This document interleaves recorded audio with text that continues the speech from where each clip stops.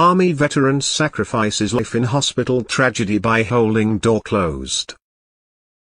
This story is about a man named William Love, who was aged 73.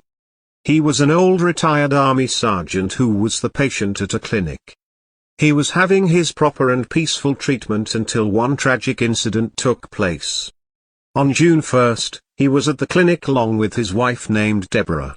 He was there for his regular 6th-month checkup. Karen Denise Love, their daughter, stated that the couple was in an exam room and were patiently waiting for Dr. Preston Phillips, who was a surgeon at St. Francis. That day a terrible shooting took place at that hospital. This shooting at Tulsa took heights and was all over the internet and in news in no time. It became one of the biggest headlines as it was not just normal shooting but a mass shooting incident. This incident was tragic, but yet it highlighted 4 superheroes during the incident. When he heard the sound of shootings, he instantly knew that it was nearly impossible for his wife to get up on her own and escape the scene. His love was evident and still is when he chose to sacrifice his life for her. How he saved her life was a question everybody needed an answer for. He knew that to save her life there was only one way out. He immediately grabbed the door handle from within the room, because of which she and other could escape from other doors. They were hearing the guy rushing up and down the hall, which made it very evident that it was nothing other than gunfire. Karen also said they thought it was just shooting people. My dad was trying to hold the door the best he could.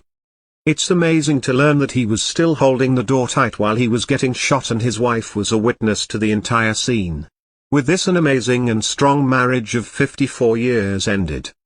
Parker, who was the Associate Chief Medical Officer at St. Francis, told the press to the family of Mr. Love, "I'm so sorry we couldn't save you." He further added, "When I woke this morning I really wanted this to be a bad dream, but this is the reality of our world right now." Various reports said that William served the nation in the U.S. military for 27 years. Following the year of the retirement, he and his wife planned to travel entire country by their brand new car.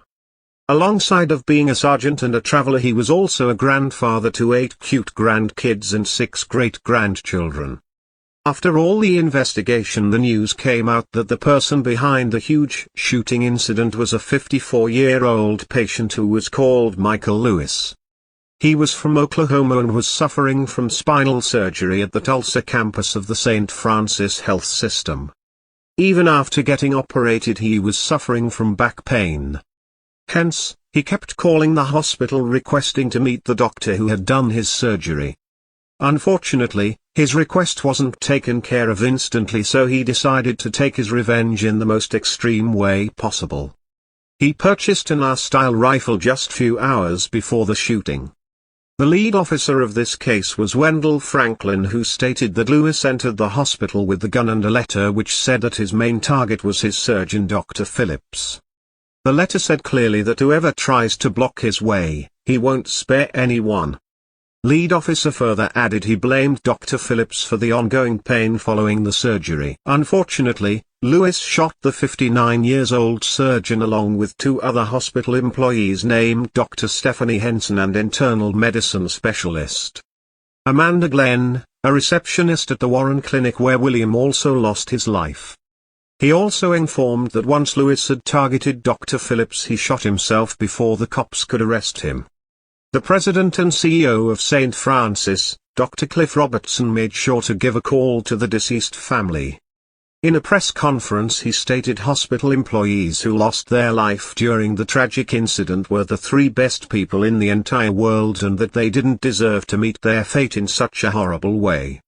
When the story got viral all over the internet, people kept sharing and commenting of various posts. People kept calling and messaging, so they had to set up a fund in collaboration with the Tulsa Community Foundation.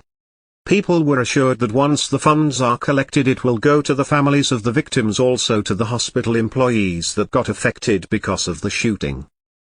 Dr. Ryan Parker, who is an ER physician and also the Associate Chief Medical Officer at St. Francis, said that the victims were caregivers as they passed away when they were serving others. "We hope that all of us keep William Love, his family and all the people who lost life while being on the serving line, in our prayers, and we hope that they rest in peace."